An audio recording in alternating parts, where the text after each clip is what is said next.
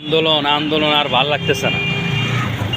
আজকে আবার শাহবাগে ভোলা বরিশাল সেতু করার জন্য আন্দোলন। এই আন্দোলনটা করতে গিয়ে জনদুর্ভোগের সৃষ্টি করতেছে। এই ইউনূস সাহেব আসার পরে যে পরিমাণ আন্দোলন হয়েছে, গত 17 বছর এত আন্দোলন করে নাই কেন?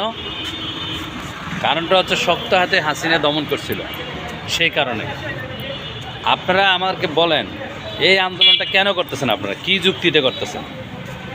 এবং ইউনূস সাহেব কি জনগণের ভোটে নির্বাচিত কোনো সরকার? তাহলে কেন এত আন্দোলন করেন আপনারা? আর এই আন্দোলন এখন আর চলবে না।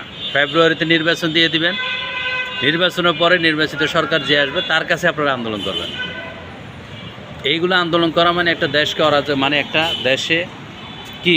দেশে একটা খারাপ সিচুয়েশন তৈরি করা, দেশের সার্বভৌমত্ব নষ্ট করতেছে এগুলা। এখন যারা আন্দোলন করতে আসবেন, কোনো আন্দোলন আর করতে দেওয়া হবে না। সরকারের উচিত তাদেরকে কঠোর হাতে দমন করা। আইন শৃঙ্খলা বাহিনীর উচিত রাস্তায় যারা নামবে আন্দোলন করতে তাদেরকে উত্তম মাধ্যম দিয়ে বাসায় পৌঁছানো যাবে।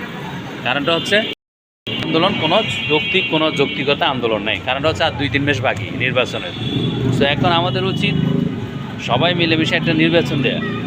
কিসের আন্দোলন ভাই? এত আন্দোলন অনেক হয়েছে, তাই না? এনাফ।